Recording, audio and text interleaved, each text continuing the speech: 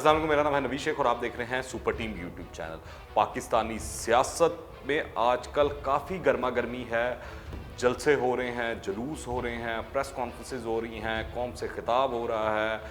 इमरान खान साहब ने tiger force को मुखातिब करते हुए ओपोजिशन को खूब लताड़ा। उसके बाद पीडीएम ने अपना दूसरा जलसा कराची में कामयाबी से किया, जिसमें लोगों की काफ़ी बड़ी तादाद ने शमूलियत इख्तियार की और पीपल्स पार्टी ने एक कामयाब शो करके दिखाया। दूसरी जानिब सुबह सवेरे कैप्टन सफदर को गिरफ्तार कर लिया गया और अभी चंद लम्हे ही पहले मरियम नवाज ने और मौलाना फजलुर रहमान ने और साथ ही पीपल्स पार्टी की सूबाई लीडरशिप ने मिलकर एक अहम प्रेस कॉन्फ्रेंस की। इस पर जानते हैं, हमारे साथ मौजूद हैं अयाज खान साहब। खान साहब, ये क्या चल रहा है, ये जो सारा सिलसिला हो रहा है आजकल? हजूर वाला मसला सिर्फ इतना सा है कि हुकूमत को सबसे पहले वन बाय वन आते हैं। सबसे पहले आप ये बताएं, नवाज शरीफ साहब ने कल तकरीर क्यों नहीं की? उन्होंने करनी ही नहीं थी। देखिए, भोले ना बने आप। एक चीज़ आपको पता है कि नवाज शरीफ पीपल्स पार्टी को क्या समझते हैं, नवाज शरीफ भुट्टो को के बारे में क्या ख्यालात रखते थे, नवाज शरीफ के बेनज़ीर के बारे में क्या ख्यालात। तो मरियम नवाज के ख्यालात नवाज शरीफ से मुख्तलिफ है। मरियम नवाज ने उसी स्टेज पर, उसी प्लेटफॉर्म पर खड़े होकर वहाँ पर जो गुफ्तगू फरमाई।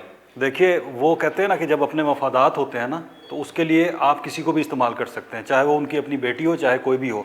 मुझे बात पूरी करने दें, मैं आपको एक कहानी जो है ना इनकी असल सुना देता हूँ। इनकी तकरीर देखी थी आपने, नवाज शरीफ ने जो गुजरांवाला में की थी, उस तकरीर के अंदर इनको याद था शेख मुजीब, इनको बजिंजो भी याद है। उन्होंने भुट्टो का नाम क्यों नहीं लिया? क्यों नहीं कहा कि भुट्टो का जो मर्डर हुआ था वो जुडिशियल मर्डर था? क्यों उस वक्त उनको नहीं कहा गया? उसकी वजह यह है कि उस वक्त ये गोद में बैठे हुए थे ज़ियाउल हक की, उसी की पनीरी लगे हैं। आज भी नवाज शरीफ को नहीं भूले, वो ना भूले, वो आज भी उनके लिए उसी उतने ही मोतबर हैं। कहे ना आके, अगली मैं इंतजार करूंगा, आप जरा मुझे बता दीजिएगा कि देखें जी आके वो ज़ियाउल हक को भी वैसे ही कह रहे हैं। वो कल भी ज़ियाउल हक के पैदावार थे, आज भी उन्हीं की पैदावार, उन्हीं की सोच का लेकर चल रहे हैं। पहले ही जो इमरान खान ने ओपोजिशन को खूब रगड़ा दिया, इशारे भी बड़े किए उन्होंने हाथों के ऐसे करके।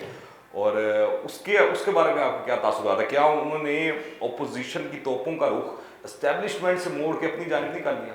देखिए, आप खुद सोचिए कि जब एक मुंतखब वज़ीर आज़म हो, जो वोट लेके आया हो, 2 साल गुजर गए, तब तो आपको धांधली याद नहीं थी। 2 साल के बाद आप कहते हैं कि ये जो है सिलेक्टेड है, इसकी हम उसको भी नहीं मानते, इसकी हुकूमत को भी नहीं मानते, हम इस पार्लियामेंट को भी नहीं मानते। तो उस पार्लियामेंट को जब आप नहीं मानते तो 2 साल की तनख्वाहें तो वापस करें ना, पहले आए ना, पहले तनख्वाहें वापस करें, इस्तीफे दे, फिर जाए ना उधर। पहले आप कहते नहीं हम आवाम को ही रगड़ेंगे, हम अपना टेम्परेचर चेक करने के लिए असल में ये लोग आए, बाहर निकले, उसके बाद इस्तीफे देने तो इनको पहले इस्तीफे चाहिए।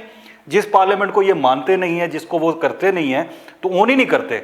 और अब एक बंदे को आप कह रहे हैं कि जी हमारा झगड़ा इसके साथ नहीं है, हमारा एस्टैब्लिशमेंट के साथ है, तो फिर आप कहाँ जाएंगे? अच्छा, वो जो इमरान खान साहब ने नानी का वो बेहतर था, मुझे ये बताइए। हाँ, बिलो द बेल्ट, बहुत बिलो द बेल्ट। जब नवाज शरीफ साहब बेनज़ीर भुट्टो साहबा के बारे में कहा करते थे, वो बिलो द बेल्ट नहीं होता था। हाँ, जब वो काजी हुसैन अहमद साहब के बारे में बात की जाती थी, तब भी बिलो द बेल्ट नहीं होता था।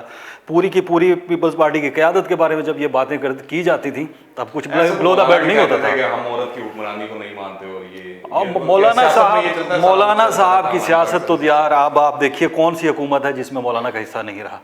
मैं तो कहता हूँ इमरान खान से सबसे जो बड़ी गलती हुई है ना, वो ये है कि मौलाना को दीवार से लगा है।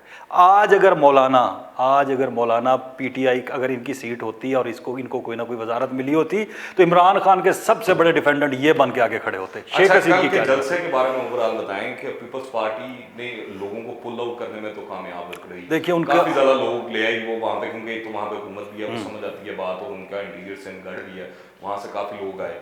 कराची के लोग बहरहाल कम थे, जो नज़र आ रहा था वहाँ के लोकल लोग कम थे, पर बाकी दूसरी जगहों से आए हुए काफ़ी ज़्यादा लोग थे। दूसरा एक जो सबसे अहम चीज़ हुई कि नवाज शरीफ की स्पीच नहीं हो सकी वहाँ पे। नवाज शरीफ की स्पीच कि कोई मीटिंग हुई थी, नवाज शरीफ ने स्पीच करनी ही नहीं थी, नवाज शरीफ स्पीच ना करें। अच्छा, दूसरा वहाँ पे एक और चीज़ भी कल के जलसे में वाज़ेह तौर पे देखी गई कि कल एस्टेब्लिशमेंट के खिलाफ कोई बात नहीं की गई वहाँ पे उस जलसे के अंदर। दूसरा ये आप पीपल्स पार्टी को कामयाबी की तौर पर देखते हैं, पीपल्स पार्टी की, कि उसने अपने आप को बेहतर तौर पर पेश करने की कोशिश की है। गुजरांवाला जलसे के मुकाबले में देखें ये नून लीग ने कराया था और क्या बातें हुई, और हमने कराया तो क्या बातें हुई हैं।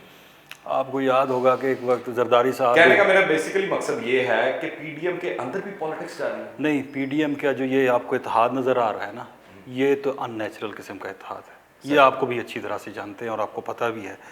नवाज शरीफ चाहता है कि ये सारा का सारा कुछ हाईजैक हो जाए। नवाज शरीफ साहब चाहते हैं कि वो दोबारा से इक़्तिदार में आ जाएं। नवाज शरीफ चाहते हैं कि सारे के सारे जो उनके ख़िलाफ़ मुकदमात हैं वो ख़त्म हो जाएं। नवाज शरीफ को पीपल्स पार्टी को इस्तेमाल करना चाहते हैं। ये कोई जमहूरी किस्म का वो नहीं हो रहा। नून लीग जो थी वो कल भी इत्तेफाक जिसे कह लेना कि फाउंडेशन थी, आज भी इत्तेफाक फाउंडेशन है, वो उन्हीं के गिर्द घूमती है। अब अगर पीपल्स पार्टी को ये बात समझ नहीं आ रही, उनके इर्द गिर्द जितने लोग हैं, बिलावल भुट्टो को भी ये समझ नहीं आ रही, तो इसके बारे में मैं क्या कह सकता हूँ। जलसे की जहाँ तक आपने बात की, उनका गढ़ है, वहाँ पे जलसा मेरे ख्याल में किसी को पीपल्स पार्टी की अगर क़यादत अगर कर लेती है तो वो कोई बड़ी बात नहीं है। दूसरी एक इंपॉर्टेंट चीज़ है जो आपने पहले की थी कि इमरान खान को ये कहना चाहिए या नहीं कहना चाहिए था। मेरे ख्याल में हुकूमत का सबसे बड़ा जो चैलेंज है ना इस वक्त, वो महंगाई है। आप याद कीजिए कि जब जुल्फ़िकार अली, ये भी बड़ी खूबसूरत बात है, इमरान खान ने अपोजिशन को बड़ा टाइम दिया, सारा कुछ किया, पर उन्होंने ये नहीं बताया कि गंदम जो है वो इतनी महंगी कैसे होगी और पाकिस्तान जैसे मुल्क को गंदम इंपोर्ट करना पड़ेगा। बिल्कुल, ये बहुत बड़ा अलमिया है, बहुत बड़ा अलमिया है। देखिए, आपको मैं बताऊं कि पाकिस्तान एक ऐसा ज़री मुल्क है, और ख़ास सिर्फ अगर पंजाब की बात कर दी जाए, मैं आपको बताऊं, आप अगर इनके गोदामों में जाएं, इतने इतने बड़े गोदाम हैं, और ये आपकी मिल माफिया, ये जो आटा माफिया जिसको कहते हैं, इमरान खान साहब खुद ही कहते हैं, ये आपकी गंदम आपसे ले जाती है, और आप जो आटा खाते हैं वो किस तरह का आटा मिलता है आपको? वही आटा जिसमें से सारी चीज़ें निकाल के जो आपको आटा दे दिया जाता है, वो आटा ही किसी काम का नहीं होता। तो मैं वही बात कर रहा था, इमरान खान कुछ ना करें। इमरान खान के सामने दो चीज़ें, इंपॉर्टेंट चीज़ें हैं। सबसे पहले तो ये जो करप्शन का ये कहते हैं जी ये है वो है, तो भाई आपकी ब्यूरोक्रेसी ही करप्ट है, उसको आप कंटेन कैसे करेंगे? उसके खिलाफ आप कुछ कर नहीं सकते। महंगाई जो आपने बात की, गंदों मिसी मुल्क में पैदा होती है ना, ब्यूरोक्रेसी में डाल दिया है। ये मुझे बताएं कि उनके इमरान खान के अपने वजीर है, वो क्या कर रहे हैं? वो वजीर है यास्मीन राशिद की अगर मिसाल लें, या फयाजुल हसन चौहान की मिसाल लें, या वजीर आला पंजाब उस्मान बुज़दार की मिसाल लें, तो उनकी परफॉर्मेंस तो सबके सामने है। इस पे तो हमने पहले भी प्रोग्राम किया था कि ये इमरान खान पता नहीं इनको बुज़दार साहब में क्या वो कोई तो ये भी लोग बुज़दार साहब के अलावा भी और बहुत देखिए, जब आपने एक ऐसा तोहफा बिठा दिया होगा तो लोग आप करते हैं ना, जो एक लीडर इस तरह का होगा तो फिर नीचे टीम भी उसी तरह की होगी ना। खान साहब को ये चाहिए कि इमीडिएटली, क्या मजबूरी है, जो जिस तरह उनके अपने पार्टी की मुराद सही है, उनकी परफॉर्मेंस सबसे बेहतर रही है, उनका जो महकमा है, जो उनको वजारत मिली है, उसमें उन्होंने सबसे अच्छी परफॉर्मेंस दिखाई है। और वो डाई हार्ड पीटीआई के वर्कर हैं, जो नीचे से उठ के ऊपर तक आए, एमएनए बने, वजीर बने, और उन्होंने उसके बाद परफॉर्म किया। अच्छा, जो बहुत से ज्यादा हम स्टेक होल्डर्स देखते हैं वो तो नॉन इलेक्टेड लोग हैं, जिस तरह वो जुल्फी बुखारी साहब और बाकी शहजाद अकबर साहब और बाकी इसी तरह हफीज शेख साहब, तो ये तो पिक एंड चूज वाला है। ये आपको लगता है बेहतर पॉलिसी है उनकी? प्रॉब्लम सिर्फ ये है कि इमरान खान साहब का कोई तजुर्बा था नहीं पॉलिटिक्स का, ये हमको पता, पॉलिटिक्स का नहीं, हुकूमत का। अब वो जब एक बंदा पहली दफ़ा हुकूमत में आता है ना, उसको ये लगता है कि ये सारी की सारी जो मशीनरी है ना, ये वैसे ही चलेगी जैसे मैं चाहूँगा। और भाई ये जंग आलूदा मशीनरी है, इसको तेल दें, इसको देखें, जो पुर्जा ठीक नहीं उसको हटाएं और सही बंदा लगाएं। इनसे तो यही नहीं हो पा रहा, पहली बात ये है। और दूसरी बात, आप पंजाब की काबीना की कर रहे थे और पंजाब के लोगों की कर रहे थे कि जी वो परफॉर्म नहीं कर रहे, वो कैसे करेंगे भाई? जो बंदा ऊपर काम करवाने वाला ही नहीं है, शहबाज शरीफ के मुकाबले में आपने ला के बुज़दार साहब को बिठा दिया, तो वो क्या करेंगे? वो कुछ भी नहीं कर पा रहा है। मुराद से को अगर एक मिनिस्ट्री दे दी है, एक बंदा ठीक काम कर रहा है, लेकिन पंजाब के अंदर आपने अगर परफॉर्मेंस देनी है तो उसके लिए आपको बंदा बदलना पड़ेगा, वरना मुश्किल है। और दूसरी बात, ये महंगाई सबसे बड़ा चैलेंज है इस वक्त इमरान खान। हो गया। अच्छा, अब इस पे आए, आप ये बताएं, जो कैप्टन सफदर साहब सुबह सुबह उनको गिरफ्तार कर लिया गया, एक बड़ी कंट्रोवर्सी आई। बाज़ हमारे जो जय्यद साफ़ी हैं, हम मीर साहब, आसमा शराजी और बाकी जो लोग हैं, उन्होंने ट्वीट्स भी किए इस हवाले से कि साबिक गवर्नर ज़ुबैर उमर साहब से पता लगा है कि आईजी पंजाब साहब को सुबह सुबह अगवा किया गया, उसके बाद उनसे गिरफ्तारी करवाई गई। तो ये आपको स्टोरी के अंदर कोई लगता है बेहतर? मुझे एक बात बताएं, मरियम भी कहती है कि वो वॉशरूम में थी और वो दरवाज़ा तोड़ कर आए और कहते सिंपैथी तो इन दिनों में बहुत चलती है जब होती है। मुझे एक बात बताइए, कोई ऐरा गहरा कायद के मज़ार पे जाके अगर इस तरह के नारे लगाता तो क्या ये ख़बर ना चल रही होती कि एक बंदे ने आके शोर गुल मचाया और इस तरह सी बात की और फिर उसको अरेस्ट कर लिया गया और उस पर भी वही दफात लगती?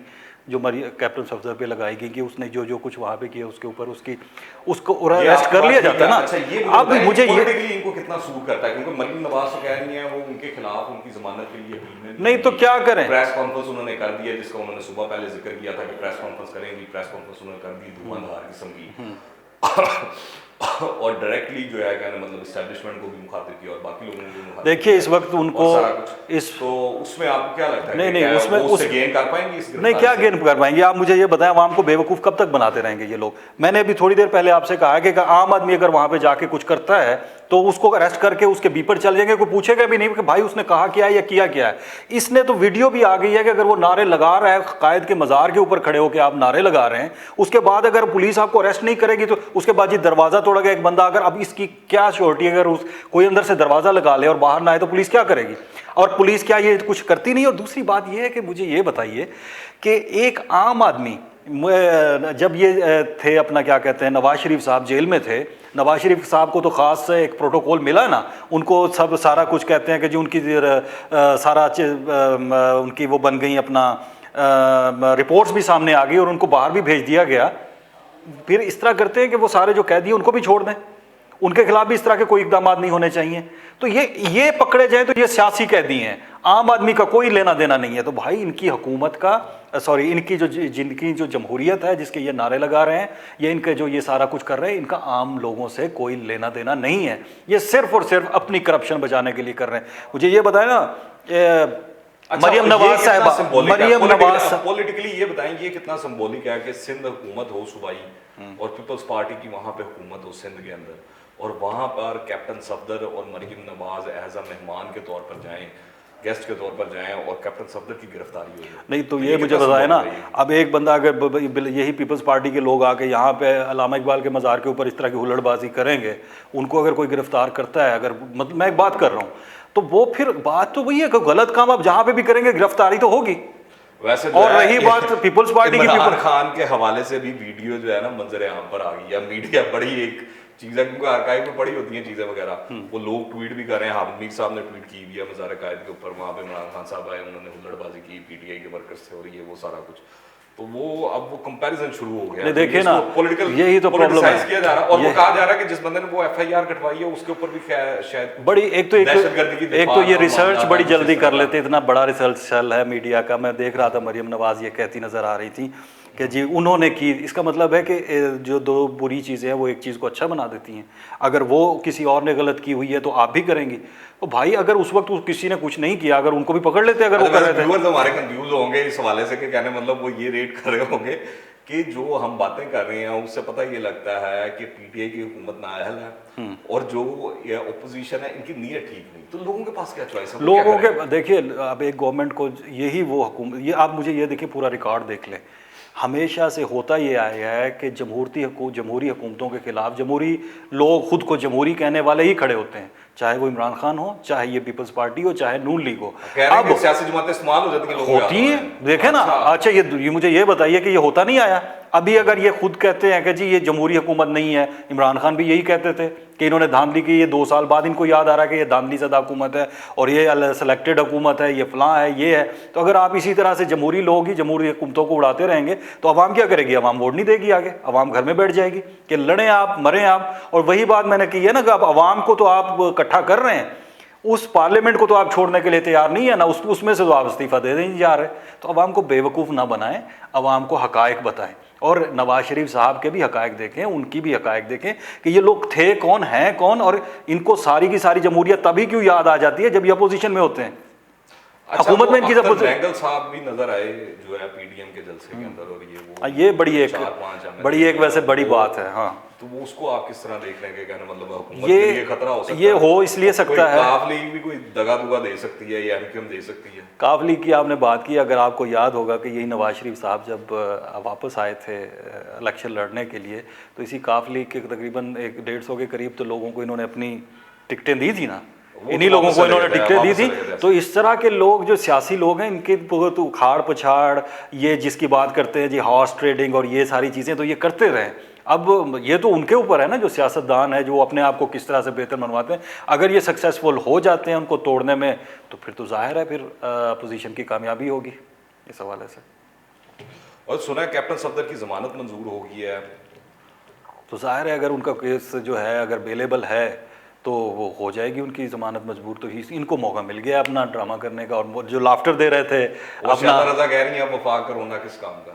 मतलब वो सिंध हुकूमत कार्ड खेली है अपना। नहीं, सिंध हुकूमत देखिए, अब ये सारी हो सकता है ये सारा कुछ ड्रामा किया गया हो, बनाया गया हो सारा कुछ, तो ये सारी चीज़ें चलेंगी सर। ये जो पॉलिटिक्स है इट्स ऑल अबाउट ड्रामा, ये एक पॉलिटिकल ड्रामा जब तक नहीं होगा सख्ती बढ़ती जाएगी मेरे ख्याल से जो है पॉलिटिकल मामला। मुझे तो ये लगता है कि देखिए मरियम नवाज इसको किस हवाले से उनको ये जो उनकी जो मिली हुई है, इनको ज़मानत मिली हुई है, किस बात पे मिली हुई है कि वो उनकी तीमारदारी करेंगे। नवाज शरीफ तो यहाँ पर है नहीं।